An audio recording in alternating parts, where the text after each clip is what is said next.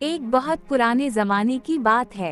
एक खूबसूरत समंदर के किनारे, जहाँ लहरें रेत से खेलती थीं, वहाँ बालूल नाम का एक सादालू मगर पुरइसरार बुजुर्ग रहता था।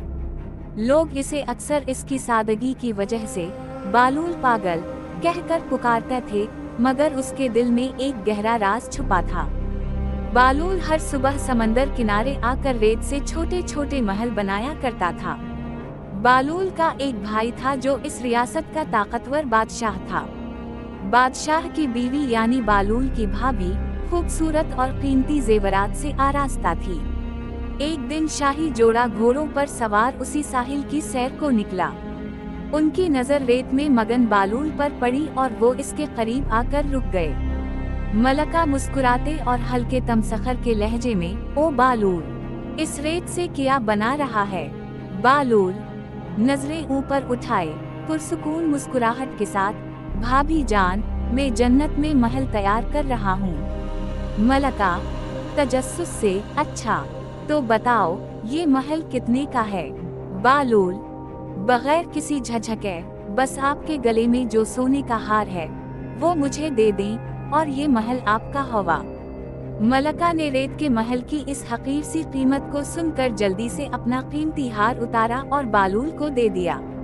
इसने सोचा, एक रेत के घर के बदले इतना कीमती हार, ये कैसा सौदा है। जैसे ही बालूल ने हार लिया, उसने वही रेत का महल जिसे अभी मलका को बेचा था, एक लात से मारकर गिरा दिया। बादशाह और मलका दोनों जोर से हंस पड़े। वो बालूल की इस हरकत पर उसे पागल समझ रहे थे। हार के जाया होने का गम नहीं था, मगर इसकी सादगी पर हंसी जरूर आई।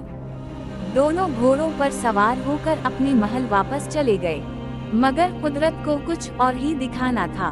उसी रात जब बादशाह अपने शाही बिस्तर पर गहरी नींद सो रहा था, उसने एक अजीब वाव गरीब ख्वाब देखा। ख्वाब में बादशाह जन्नत की सैर कर रहा था। वहाँ एक ऐसा आलीशान, नूरानी और बेहद खूबसूरत महल था जैसा उसने दुनिया में कभी नहीं देखा था। बादशाह के दिल में बेपनाह ख्वाहिश उठी। बादशाह ख्वाब में दिल में कहता है, वाह, ये किसका महल है? मैं जरूर उस खूबसूरत महल में दाखिल हूँगा। जो ही बादशाह ने महल के दरवाजे की तरफ कदम बढ़ाया, एक नूरानी पहरेदार ने उसे रोक दिया। पहरेदार, रुक जाओ बादशाह, तुम इस महल के अंदर नहीं जा सकते, तुम्हें इजाजत नहीं है। बादशाह हैरत से, ये क्या कह रहे हो? ये महल किसकी है? पहरेदार, ये महल आपकी बीवी यानी मलका का है। इसने ये महल दुनिया में तुम्हारे भाई बालूल से खरीदा था। ये बात सुनकर बादशाह हड़बड़ा कर नींद से जाग उठा। अब इसे यकीन हो चुका था, बालूल पागल नहीं था, वो सच में जन्नत में महल तैयार करता था। सुबह होते ही बादशाह ने अपना शाही लिबास भी नहीं बदला और जल्दी जल्दी उसी समंदर किनारे की तरफ दौड़ पड़ा।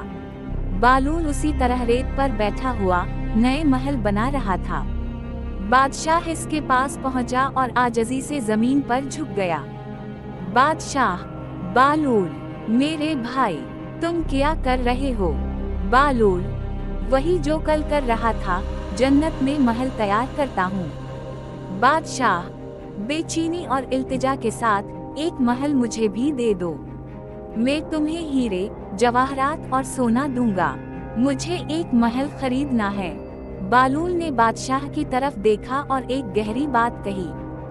बालूल पर सुकून लहजे में, मुआफ करना बादशाह, मैं किसी को देखी हुई महल नहीं बेचता। बादशाह को शदीद सदमा पहुंचा।